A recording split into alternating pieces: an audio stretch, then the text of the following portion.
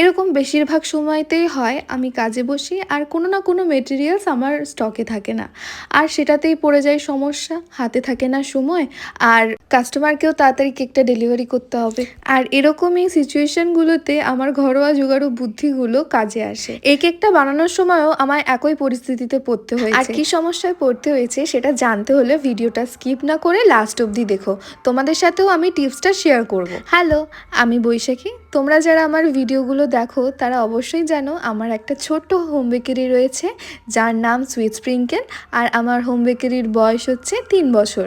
আমার লোকেশন বেহালা শিলপাড়া। ভিডিও শুরুতেই আমি তোমাদের কাস্টমারের পাঠানো কেকের রেফারেন্স ডিজাইনটা দেখিয়েছিলাম। সেখানে ছিল বিভিন্ন ধরনের ফক্স বল এবং কাটআউটস দিয়ে ডেকোরেশন করা। এবার সমস্যাটা হয়েছে, আমার কাছে ইয়েলো, গোল্ডেন, ব্ল্যাক বিভিন্ন কালারেরই ফক্স বল ছিল, বাট রেড কালারের ফক্স বলটা অ্যাভেলেবেল ছিল না। আমি শপেও পাইনি।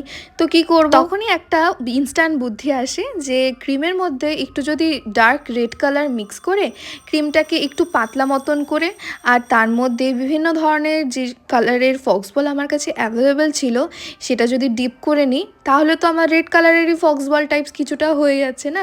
আর দেখো সেগুলো আমি কেকেও বসিয়েছি। এবার তোমরাই বলো তো ফাইনাল লুকটা কেমন এসছে, ভালো লাগছে কি না। আর টিপসটা যদি তোমাদেরও হেল্পফুল লাগে আমাকে কমেন্টে জানাও। তো চলো দেখা হচ্ছে নেক্সট ভিডিওয়ে।